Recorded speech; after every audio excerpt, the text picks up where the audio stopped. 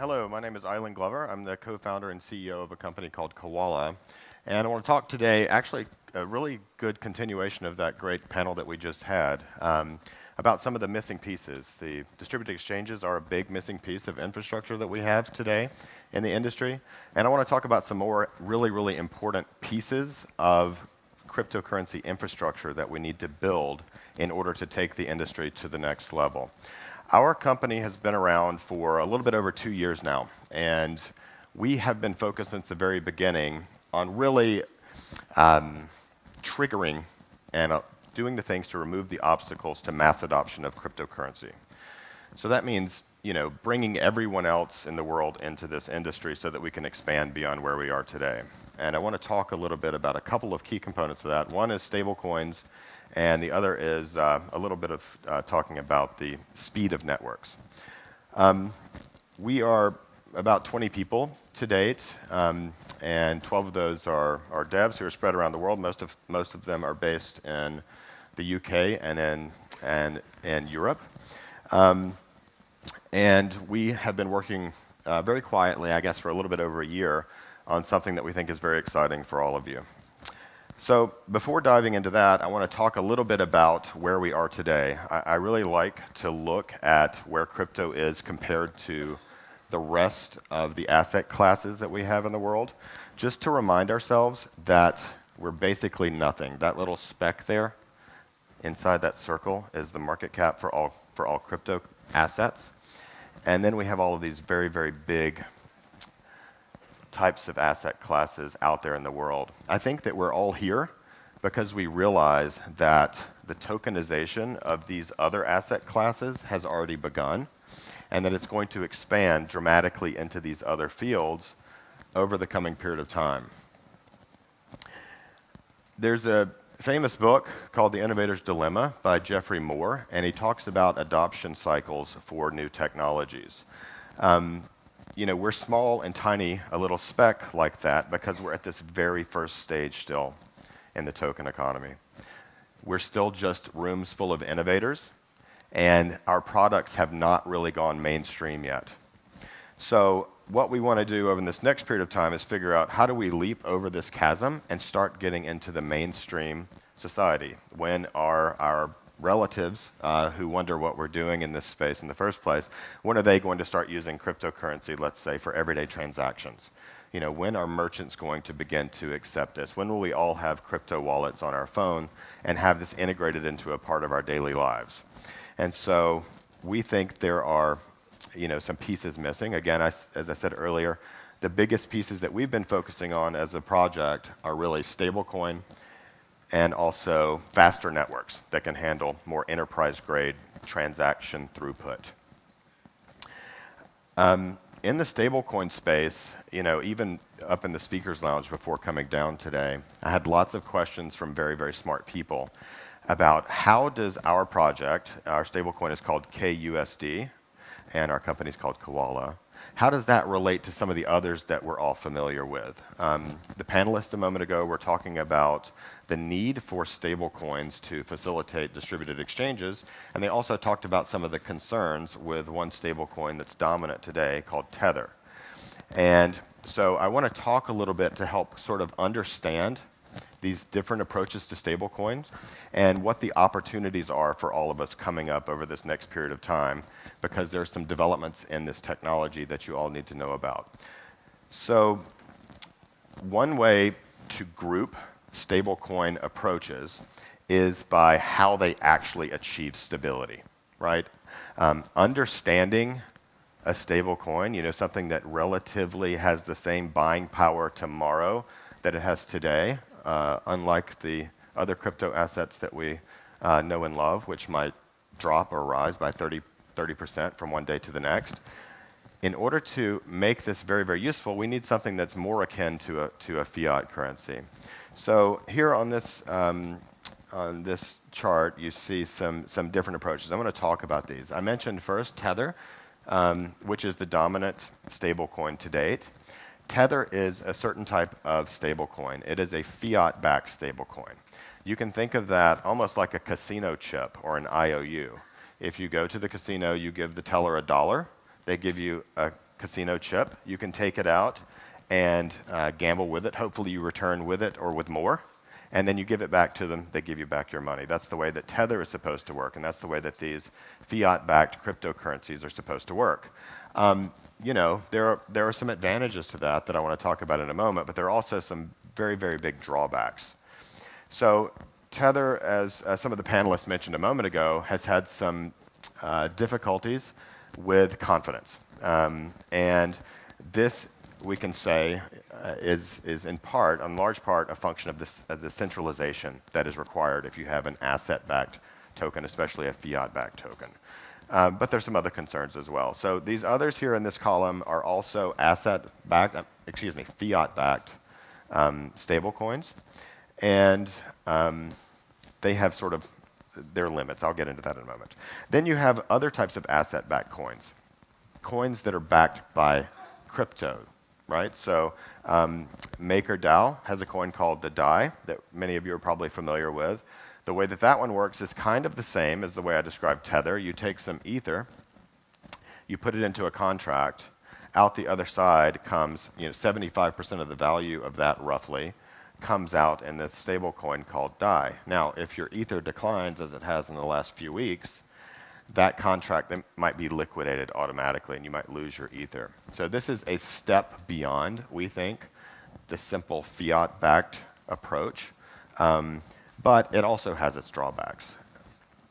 BitShares and a new project called Haven are also kind of the same ilk. They've got the same kind of approach. Now, on the right side of the screen, you see where it says non-asset backed. And I think to a lot of people, that sounds kind of scary at first. You say, well, you're going to give me a cryptocurrency. I want to use that as a stable coin for payments out there in the real world. And yet you're telling me that it's not backed by any assets. That doesn't sound very secure. But I like to remind people that Bitcoin and Ether and Litecoin and others are also not asset-backed, right? So they achieve their value and their utility not by having gold in a vault or dollars in a vault or what have you, but rather by using mathematics and the market forces. Okay, so this new class of stablecoin uses those things as well. You've got to use mathematics and market forces to achieve stability. So there are a couple of main different types of approaches in this non-asset-backed class. Seigniorage shares is one that you may have read about. This approach relies on market forces, especially on incentivizing certain actors in the marketplace to control the money supply. So you can think of it like a treasury, for example, or maybe like a bond. The money supply sometimes needs to decline if you want to control the price and bring it back in line with the dollar. So that's kind of hard to do, right, to cause the money supply to lower automatically. So the way seigniorage shares work is they say, excuse me, sir, if you would please buy a lot of these tokens right now and sort of lock them away in something akin to a time deposit, we're going to pay you back your principal, and then we're also going to pay you some interest over time. So we just need you to pull those out of the marketplace for us right now, and we're going to pay you back, and you're going to make a profit on that. Okay? So this is something that the Federal Reserve does, and so it's pretty nifty. It's kind of cool because now you can have this decentralized network, and you have an incentive to remove money from the money supply. Adding it, of course, we all know is very, very simple, right? It's not hard to add money to the money supply. But that also has some drawbacks I'm going to talk about in a moment ago. Newbits, the one down there at the bottom, I might mention, is currently trading at 33 cents per token. So that's a problem, right? And so I'll mention in a little bit how that can happen with the seigniorage shares model. Finally, there's a new category, and that's the category that our project is in. We call that minting and burning. So this approach is fundamentally different, but it's very, very simple to understand. It is an autonomous blockchain with a protocol coin baked into it. And it acts like a robot that can read the newspaper. It can go and find out what its price is at every moment on the exchange. And it can do one thing really, really well. It can adjust its money supply. So it can increase its money supply if the price is too high on the exchange, because we need to get more money out there into the marketplace to bring that price back down. And it can decrease its money supply. But it decreases it not only with market forces, but by burning, meaning it is going to literally remove units of currency from the money supply. And we think this is really, really important and a very, very important distinction because of some of the problems that you can have, especially over the longer term, with some of these other approaches. And I'm talking about the non-asset backed approaches here. So let me dive into some of those distinctions really quickly for you. Starting back again with the fiat backed approach, I think one of the things that's great about it is it's really easy to understand. Hey, you mean I have behind this cryptographic token, there's $1 back there and I can come get it later. That's easy for me to understand. The other thing is it should be relatively resilient, right? It should really, really be able to track its peg of, say, $1, because presumably all the money is sitting back there in the bank vault somewhere. I mentioned that there's some problems, though. Since it's centralized, the assets that are supposedly backing these cryptocurrencies could be seized.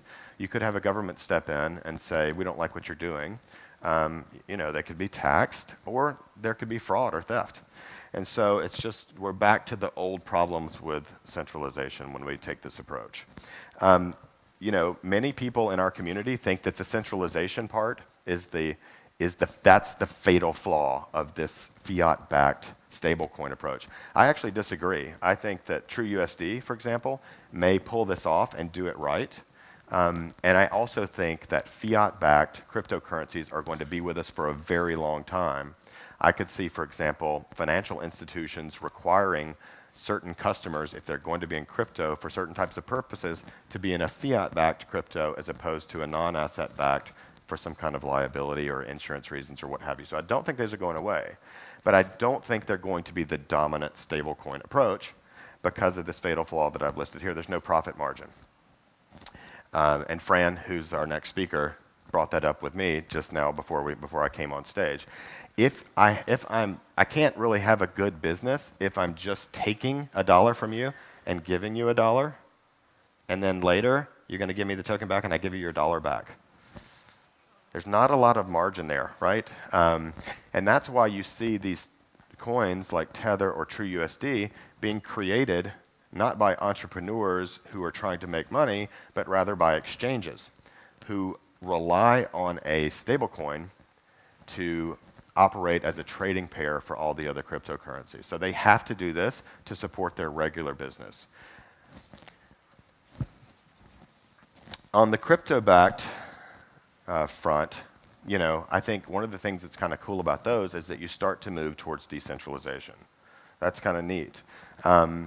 The versions of these crypto-backed stablecoins that are out there to date, however, are really complicated to understand. And you don't want that. You really don't want that complication for a couple reasons. Not just because it gives you a headache when you read the white paper, but also because if you have a stablecoin, the mechanisms need to communicate really loudly and clearly to the marketplace of traders what's going to happen in the future. So the more complicated the back-end system is to try to control the stability of the coin, the harder it's going to be to send a very, very clear message to those traders so that they know what to do in pursuing their self-interest in the marketplace. And if you're not communicating clearly to the traders, you're not going to have as stable of a stablecoin, which is a problem. The other con is that many of these also have poor business models. So I really admire the MakerDAO team, but I think their business model is bad. I don't want to really participate in creating DAI because I don't want to tie up my Ether and then only extract 75% of the value of that Ether and then maybe lose the Ether along the way. That doesn't sound very compelling to me. And so I think this is a problem. There's another problem, and that is that if you have crypto backing for your stablecoin, as we're all very, very well aware, cryptocurrency can go down in value precipitously, right? So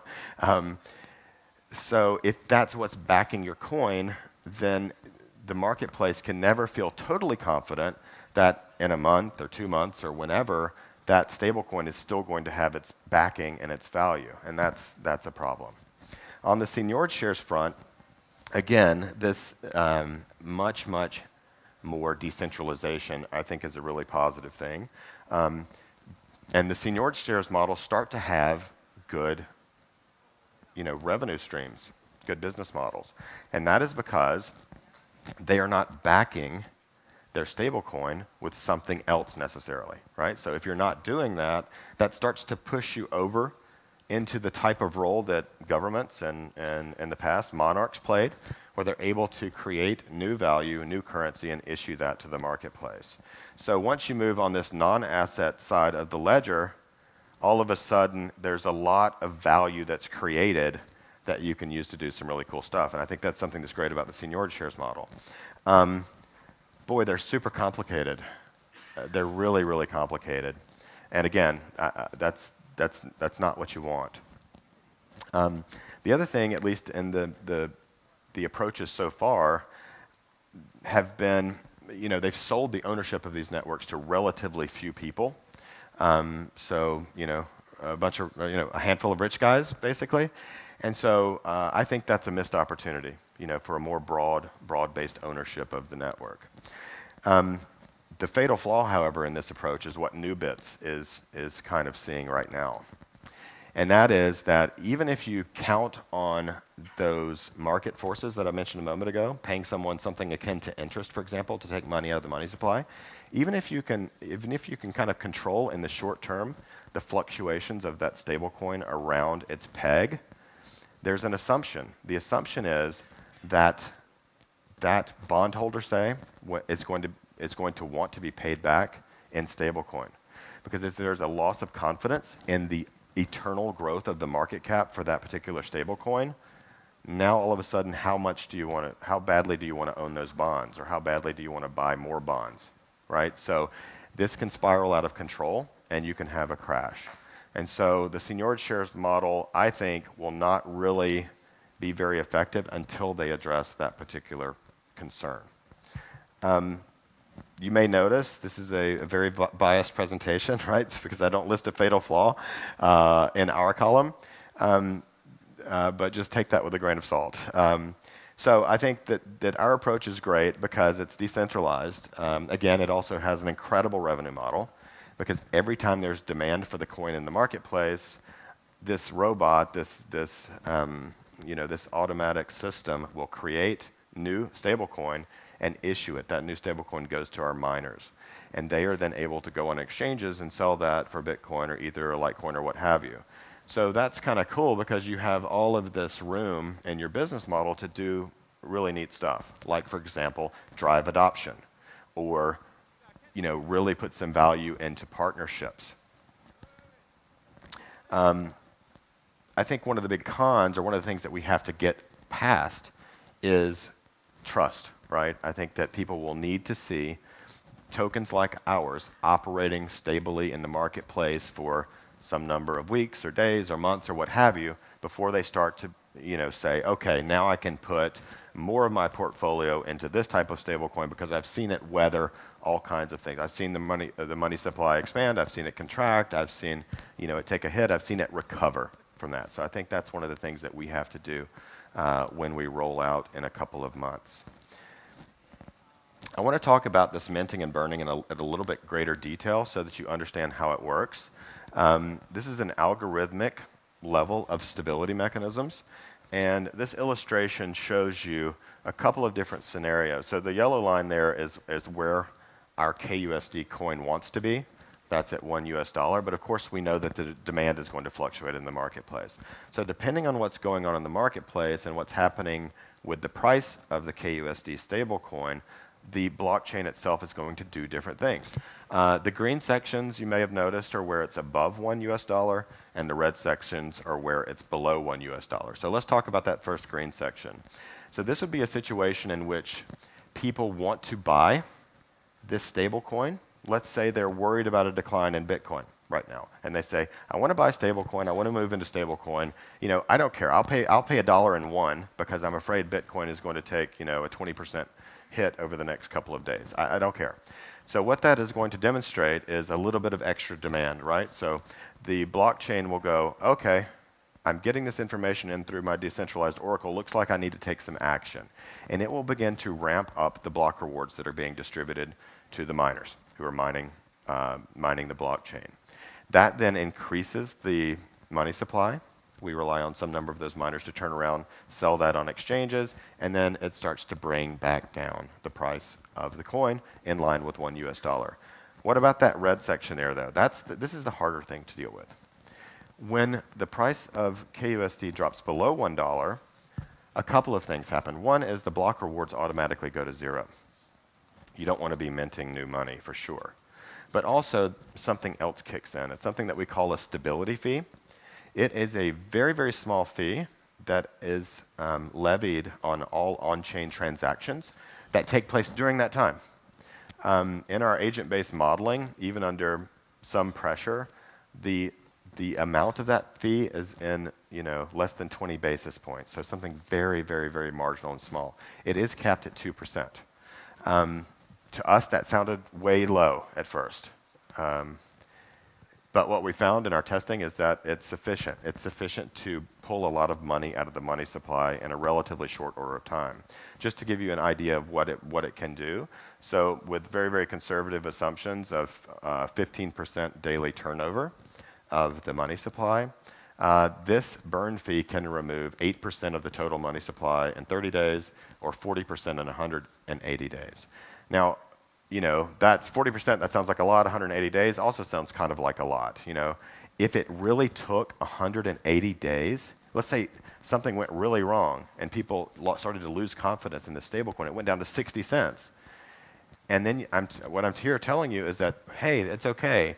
It will automatically burn 40% of the money supply in 180 days. Okay, but nobody wants to wait 180 days to get their stablecoin back to its par value.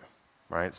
But luckily we don't have to, because what this system does is it creates transparency and predictability for all of you and thousands and even millions of others in the world who are interested in making profits. And these are self-interested traders who might see KUSD trading at 98 cents, for example, and go, hey, I know what happens. Nobody's in control of this. It's going to burn money supply until it gets back. So maybe right now, I'm going to do something. In the knowledge of that, what's going to happen, I think I'm going to buy as much of this stuff as I can get, because I'm going to make 2 points on my money right now. And so this is why the communication to the marketplace is so important, because it's not, these algorithms will, given time, they will restore the money, they will bring the supply back in line with the demand. They will. But they don't keep it glued to its peg. What does that is the self-interest of lots and lots of traders. So another way of saying this is that we have to marry this elegant software and these algorithms with the self-interest of the marketplace as a whole, and create an incentive system that works together using human nature and mathematics to hold stability. This is another picture kind of the same thing. I just want to point out kind of a little bit about the token economics in our model. What happens is that in these green sections here, you see that the new KUSD is created. We have something we call mining tokens. These are two different tokens. On the one hand, you have the stable coin, KUSD, and on the other hand, you have a mining token. That mining token is the proof of stake that you need to mine the stable coin. And I'll talk a little bit about the blockchain maybe in a sec.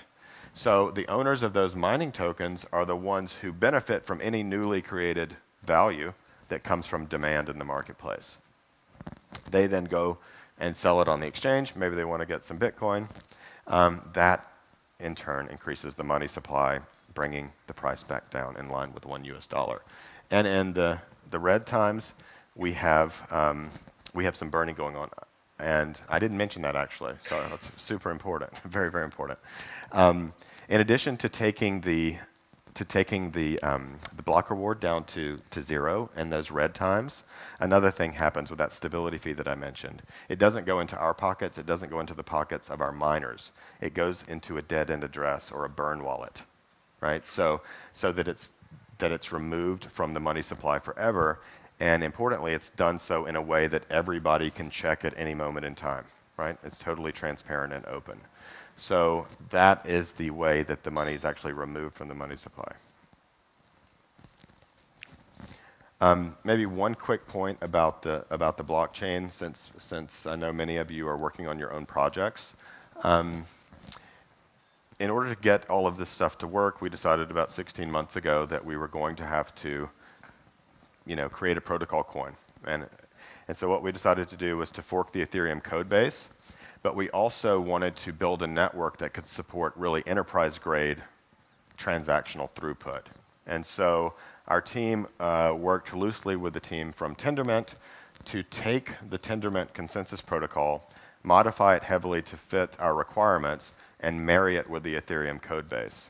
And so what we have today that's in testnet is essentially a version of Ethereum that is super fast. It has 1 second block times.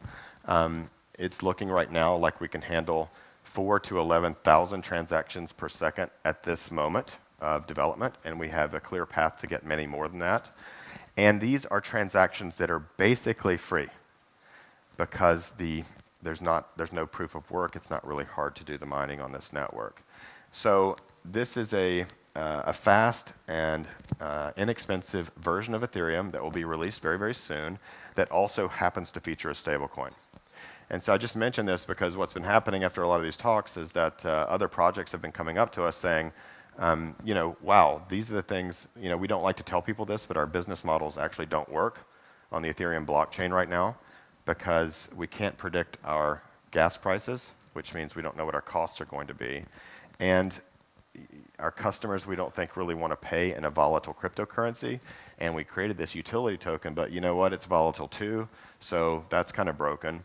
And plus, we're not FX experts. We don't know how to time the market for Ethereum, so we don't know if we should stock up more on Ether now, or maybe we should wait. Maybe it's going to drop again. So these are different complications that many projects are dealing with right now that are impeding their progress and impeding their go-to-market.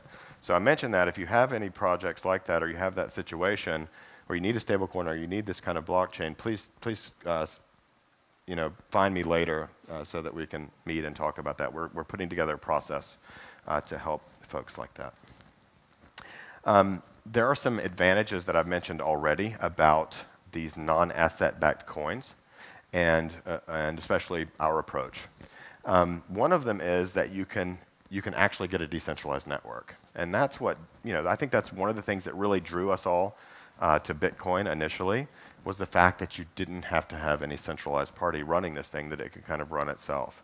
Now, the fiat-backed tokens are still centralized, but those types from the second row over are much more decentralized.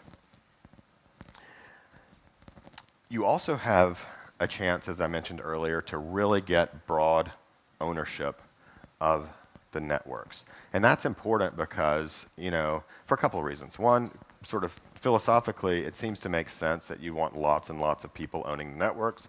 You also get more security, of course, in blockchains when you have broad ownership. But it's also kind of fair, too, to give people a shot at actually owning the network. When you get into an approach like ours, which is a non-asset-backed stablecoin, you have the ability to create lots and lots of value. So it's nice if you can use that value to drive adoption, but also to drive the financial interest of many, many people across the globe. So so this is the projects on the left. Basically, I think are just for rich guys. And then as you move across from left to right, you've got a little bit more democratic ownership. So I'm going to not go much more so that we can have some time for questions. I do want to mention that we really view ourselves as building a key piece of infrastructure that is needed for our industry as a whole. So we want to partner with you if it makes sense to try to build this infrastructure and help everyone get to the next level where we do have mass adoption of cryptocurrencies. So please reach out to us if you think there might be a way that we can work together, either on the stablecoin front or with an exchange or with your project and so on. I thank you very much for your attention and the organizers for putting this together, and I'd love to hear some questions from you if you're ready. Right, we can take probably one question. We're a bit behind time. Oh, we are? So. I'm sorry. Okay. No worries, no worries. I think somebody raised up his hand right at the front. Yes. Yes, we'll take that question. I can hear you. I can repeat it if you want. Oh, here it comes. Here it comes. Thanks. I saw that you put your currency ahead of Basecoin on the list, and in terms of more decentralized. Could you tell us or compare? I think it's about the ownership of the network. So so I think it's because. Do you own any Base shares? I don't. You don't? No, but I'm following it closely. Okay. Yeah. So if you choose to own them, you're not first in line. There are very, very few people who are first in line. So very, very large VCs and large investors in the space really came up, and I mean, this is my opinion, right? I think they gobbled up a lot of the valuable real estate in that Basecoin universe early on. There are advantages to that because you get tons of money into your project, which is good, and you get lots of really great help from those big-time investors. But that's why I didn't put them all the way to the right, because I don't think they're going to have any room for regular people to own the network. Yeah, so that's more centralization is what it comes down to, right? Does it make sense? So, okay, I'll explain it one other way. You're trying to get people to regulate your money supply, right? So if you have, let's say, 1,000 holders of bonds who are controlling the money supply for you, that's many fewer than hundreds and hundreds of thousands of traders who are acting independently. That's what I'm saying. If you want to see how this can impact a stablecoin project negatively, I would suggest that you look into the recent history of Nubits that also has sort of a relatively small universe of players who are responsible for controlling the stability, and you can see kind of what the dangers in this approach might be. Yeah. That's it. Okay, thank you very much. I appreciate it. Thank you very much. Thank you.